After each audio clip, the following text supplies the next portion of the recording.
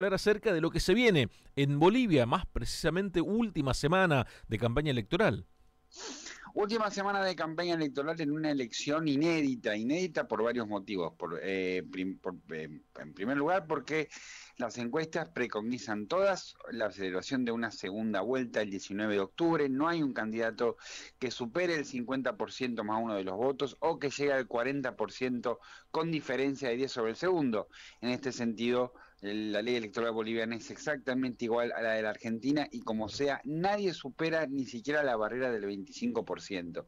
Esta es la segunda gran novedad que nos trae la elección presidencial boliviana del 17 de agosto. La tercera novedad, Julián, es que las encuestas indicarían que ningún representante de la izquierda, de las varias izquierdas que ahora tiene Bolivia como oferta, estaría llegando a disputar ni el primero ni el segundo lugar, lo que implica lo que es el resultado lógico de una guerra intestina que prácticamente ha comido al movimiento al socialismo por dentro, entre la disputa, entre las disputas entre Evo Morales y el actual presidente Luis Arce. Así que vamos a tener un domingo bastante interesante en medio de encuestas, volvemos a ellas, que dan una paridad casi al límite del empate, ya no del empate técnico, sino del empate virtual entre el empresario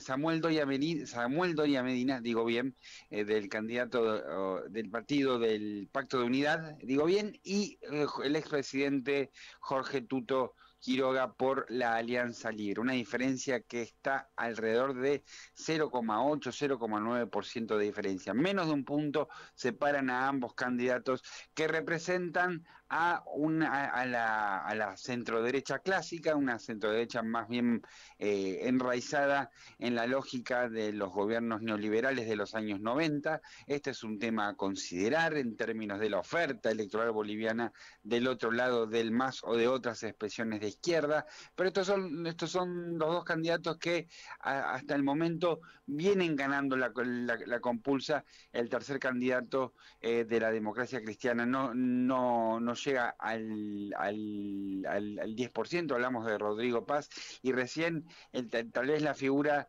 que pintaba como renovación para el MAS y para la izquierda, que es Andrónico Rodríguez, el actual presidente del Senado boliviano, ha Ujú. bajado al quinto puesto Epa. con un 8,5%. Así que un panorama muy complicado para las izquierdas y un panorama muy peleado para dos candidatos que conocen de cerca el poder. Uno de ellos fue presidente, el otro fue ministro de Planificación en los años 90.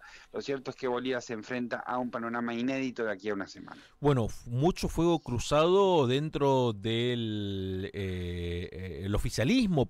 A ver, ¿por qué dudé tanto decir oficialismo? No, vos me vas a corregir, ¿no? Lo que Hmm. tiene que ver con este divorcio, esta pelea a fuego entre Lucho Arce y Evo Morales.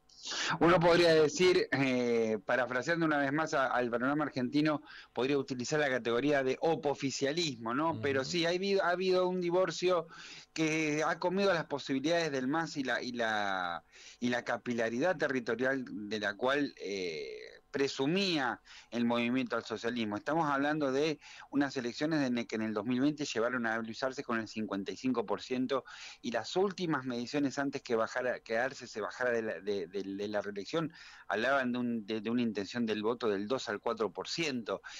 De esto estamos hablando en términos del oficialismo en el gobierno, ¿no? En cuanto al oficialismo o al oficialismo en la presidencia del otrora más, o sea, cuando el más ahora, el sello del MAS pertenece a Arce. Evo Morales fue expulsado del partido que contribuyó a Claro. fundar en los años 90 y ahora está inhabilitado políticamente, pero las mediciones marcaban un 20% para el expresidente Morales, y esto implica la presencia de un voto duro hacia el expresidente boliviano, que puede expresarse en estas elecciones, y a prestar atención a este detalle, en la presencia de un voto nulo. En este sentido, entre indecisos, voto nulo y voto en blanco, estamos hablando de un 20% del electorado. Habrá que ver cuánto de esto puede ser traccionado por Morales, hasta el momento las encuestas no son optimistas en cuanto a estas aspiraciones. Se habla de un 5% de voto nulo, que sería justamente la estrategia del expresidente. Lo cierto del caso, Julián, es que efectivamente este divorcio que se dio prácticamente no bien asumió Arce, ha terminado con las posibilidades electorales del MAS, y hay que ver si ha terminado con el MAS en sí mismo, y esto es algo que habrá que evaluar con el tiempo. La esperanza era tal vez que era lo impensado y lo imposible, dadas las características singulares de la construcción política boliviana, era un acuerdo entre los dos principales caudillos del MAS, que son Morales y Arce, para apoyar justamente a la figura de renovación que es Andrónico Rodríguez. En este sentido, las disputas políticas, las acusaciones cruzadas, las disputas entre caudillos, que son justamente Morales y Arce, han terminado por desbaratar el proyecto electoral y casi con seguridad interrumpir 20 años de gobierno masista. Y en este sentido, por último,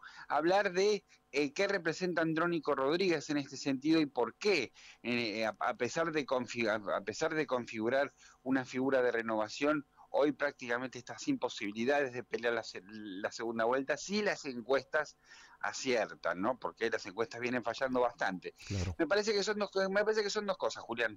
La primera es que Andrónico ha tratado de moverse con bastante éxito entre los dos caudillos en pugna, si bien en su momento fue nombrado como el heredero político de Evo Morales, rápidamente, ante los intentos de despegarse de la figura de Evo, Andrónico fue desheredado de dicho nombramiento, pero esto no implicó un acercamiento al arcismo. De hecho, fundó su propio partido político, trató de independizarse de ambas corrientes y quedó en el medio de las dos. Por tanto, si bien es una figura de renovación, no cuenta ni con el apoyo del núcleo duro evista, ni cuenta con el aparato político del Estado dominado por el arcismo, o sea, que está prácticamente librado a sus propios medios. Y lo otro es que, a pesar de que el MAS,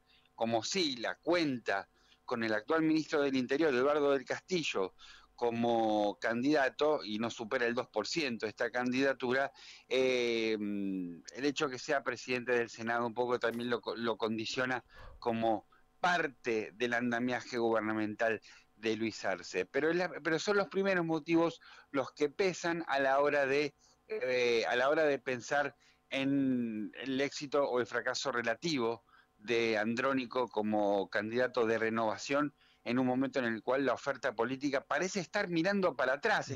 La oferta política, extrañamente, a pesar que existen candidatos de corte pseudo-trumpista o pseudo-mileísta, hoy la oferta parece ir hacia atrás, hacia candidatos mucho más cercanos a las políticas de privatización de empresas y de recursos naturales, que a una nueva apuesta por mayor autonomización y mayor margen de maniobra en términos de recursos, como lo fue en su momento el movimiento socialista. ¿Qué se sabe de los candidatos que tienen mayores aspiraciones hacia el próximo día domingo? Más precisamente te consulto por Doria Medina.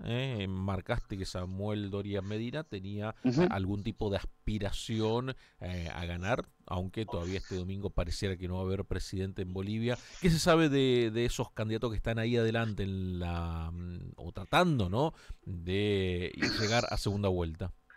En cierto punto me parece que son aliados políticos en términos programáticos. Samuel Doria Medina, repetimos, fue ministro de Planificación en los años 90. Tuto Quiroga fue presidente entre el 2000 y 2001, fue el vicepresidente del ex dictador y devenido luego presidente civil Hugo Banzer Suárez. Ambos mantienen una misma línea política y una misma línea de manejo económico, lo cual hace pensar, Julián, que en el caso de una segunda vuelta, en este caso una hipotética segunda vuelta con un Andrónico que suba milagrosamente en las encuestas, es muy probable que ocurra lo que ha sucedido en Ecuador en las últimas elecciones. El mejor candidato de derecha tracciona los votos de las Ujú. otras facciones de derecha. Pero es una disputa casi te diría entre representantes de una misma élite económica. En la campaña electoral ambos han vuelto por el discurso más que nada un discurso antimacista, ¿no? Un discurso que plantea terminar con y esto es textual, terminar con la nefasta era de Mas y de Evo Morales. La figura de Evo Morales pesa más en la campaña que la de Arce en términos de evocación, lo cual habla un poco de a dónde ha caído Arce, que ni siquiera, a pesar, ha tenido ha tenido muy malos resultados económicos, pero ni siquiera figura como alguien a mencionar. Arce es más bien es tratado como una circunstancia política, que no lo es, sacó el 55% de los votos, tampoco, no es algo no fue un candidato a subestimar, y de hecho fue el ministro de Economía que pues, se le atribuye el llamado milagro boliviano económico de Evo Morales. Lo cierto es que la campaña estuvo centrada mucho más en la figura de Evo Morales que en lo programático, pero si la historia sirve de guía y algunas declaraciones sirven de guía, estamos hablando de dos presidentes que proponen la vieja receta de privatizar empresas para conseguir recursos de forma tal de sanear la economía boliviana. Es una motosierra al estilo de la centro derecha. Habrá que ver cuánto del efecto Trump o del efecto Milley los anima a una mayor motosierra, ¿no? Pero este es más o menos el perfil. Me hace acordar bastante también a las elecciones peruanas, que siempre terminan siendo,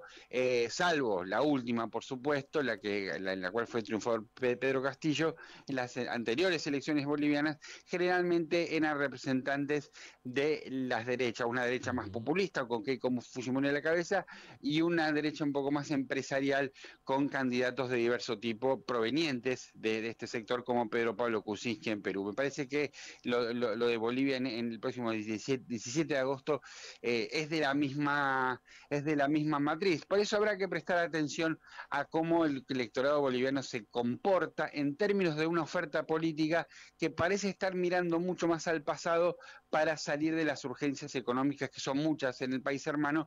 Por tanto, estas elecciones tienen su cuota de interés y su cuota de características inéditas a las cuales siempre nos gusta prestarle atención, Julián. Emilio, muy claro como siempre, muchísimas gracias por estos minutos. No, por favor, un abrazo grande para ustedes, muchas gracias por la comunicación y por supuesto un abrazo muy afectuoso a la fiel teleaudiencia o escuchas de AM 1330. Nos estaremos viendo en la próxima comunicación. Abrazo grande. Muy, pero muy buen inicio de semana. Pasaba Igualmente. el señor Emilio Ordóñez, analista internacional de fútbol.